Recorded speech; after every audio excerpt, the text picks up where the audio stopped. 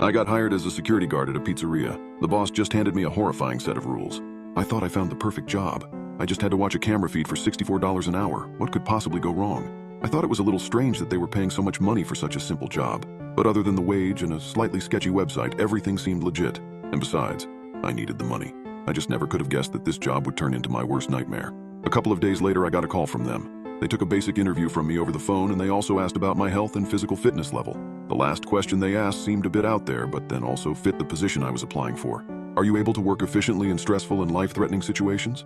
I kind of paused at that one. The interviewer asked the question in such a serious tone. I was lost in my head for a moment before the interviewer brought me back to the call with a hello nudge. Yes, I believe I can handle possible scenarios that may occur at the pizzeria.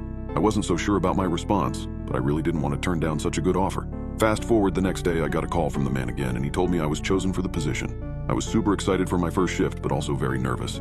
The pizzeria was a 30-minute drive from my house and was in a remote location. The location of the pizzeria made me slightly uneasy. My uneasiness increased when I arrived at the pizzeria.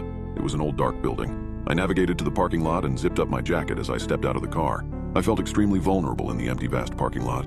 There was forest on either side of me, and the only road that led to here was the single big road that I used to drive here. I saw a couple of other cars in the parking lot as well. They were probably the other security guards. I ran to the pizzeria entrance. The inside of the pizzeria was just like the outside. Surely no one visited this pizzeria. I spotted a couple of other people and started walking towards them. They all turned in my direction when they heard my footsteps on the marble floor.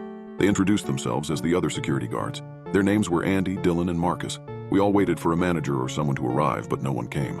It was well past our starting time of 12 a.m. We decided to start our jobs when it was confirmed no one was going to turn up to tell us what to do. I made my way to the security room while the others took up their jobs. I felt pretty bad for Andy, who had to stand at the entrance, but he was getting paid double my wage. I got myself comfortable in the security room and scanned the 20 camera screens across the wall. I looked around in the room for some kind of manual on how to operate the systems and what everything meant. As I picked up the tattered employee manual, a sheet of paper fell out of it. I picked up the small sheet of paper and began reading it. Essential rules for employee safety on the premises. These rules must be followed under any circumstances. These rules are only for the security room employee. Other employees will get a similar set of rules.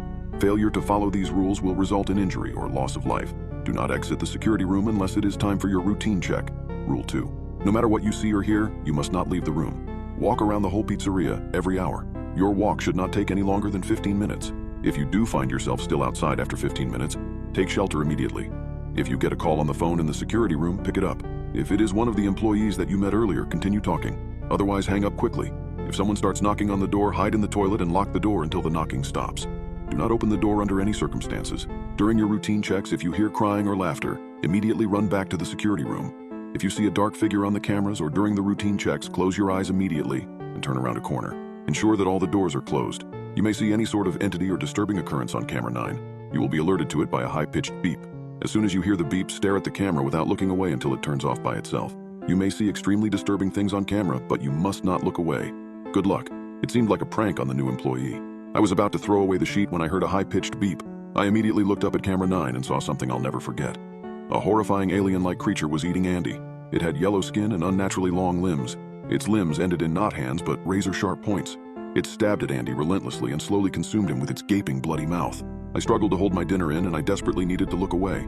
I was at the breaking point when the camera final shut down. I turned around and puked violently into the rubbish bin. Just when I finished throwing up into the rubbish bin, I started to think rationally and grew worried for Andy. Was what I had seen on the camera just an elaborate prank on the new guy? It seemed way too real. The blood, the screams, the entity itself. I needed to get to the entrance of the pizzeria and see what was happening. Just then, my eyes fell on the cursed rule sheet again, and my eyes fell on the very first rule. Do not exit the security room unless it is time for your routine check. I fought an internal battle within myself. The rational part of me told me that it was all just a prank. The instinctual and primitive part of me told me that something was seriously wrong here, and I had to follow the rules for my own safety. The distinct ring of the desk phone interrupted my conflicting thoughts. I picked the phone up. Hey, listen, man, this is Andy. I can see this figure in the distance, dude. Could you check the car park cameras? I looked up at the car park cameras and saw nothing. Andy, are you okay? Oh crap, Richard, get out of here. I heard a low growl and the scream of Andy before the call cut off. I started hyperventilating. Somehow, camera 9 showed me the future and Andy was being eaten at the very moment. If this was a prank, it was a sick, disgusting one. This had gone too far. My gut feeling deep down told me to just follow the rules and come out of this pizzeria alive. And so, for once in this entire week, I decided to listen to my gut instinct. I scanned the list of rules again and again until my watch let out a small beep. It was the hourly chime feature on my watch. I quickly realized I needed to do my first round of the pizzeria. It was 1 a.m. I slowly opened the door of the security room, half expecting to get jumped by the same alien that ate Andy. I walked out into the dimly lit pizzeria. The pizzeria felt like a medieval castle at this point, except it was filled with a vast open space. So I walked out of the only place that I deemed safe in the entire pizzeria, the security room. As I stepped out into the unknown, chills ran up my spine. I crossed my arms and hugged myself, thinking I was just cold. The air was cool and empty here. My eyes slowly adjusted to the new dimly lit conditions, and I started walking around the second story first, just staring into each store. I jumped at every shadow and sound. As I walked past one of the stores, I heard a loud crash. It made me jump back as my heart started pounding violently in my chest. My veins were full of adrenaline, and I swear I could have beat the world's fastest athletes then. I looked directly in the direction of the sound and noticed that some items had just fallen over. I sighed in relief. My ears picked up a faint crying sound from the store, and I immediately looked over. A ghostly white tall woman emerged from the rows. I was frozen in fear. She was extremely tall. Her eyes lacked pupils and were a milky white color. She had a round mouth lined with blood-stained razor-sharp teeth. The rest of her face was pale and flawless. She didn't seem to have a nose. Her dirty black hair hung at either side, and she seemed to be wearing some sort of gown. Every single one of my muscles were frozen, and my heart nearly popped out of my chest in each beat. My vision swam. I tried to scream, but my voice caught up in my throat. Every single cell in my body screamed for me to run away, but my muscles were locked. The creepy woman then pulled out a knife from her abdomen and started charging at me. That caused me to snap awake quickly. I ran so fast my PE teacher would have shed tears of joy. I felt her putrid breath on my neck, but I didn't dare turn back. I ran into the security room and slammed the door shut. I locked it. Crimson blood oozed out from the gap under the door slowly. I screamed and jumped right back. Something lurked beyond the door and it wanted to get in. A chilling realization gripped me. I was going to die tonight. But just as the door was about to give way, a resonant chime echoed from the intercom. My eyes darted to the clock on the wall. It was 6 a.m.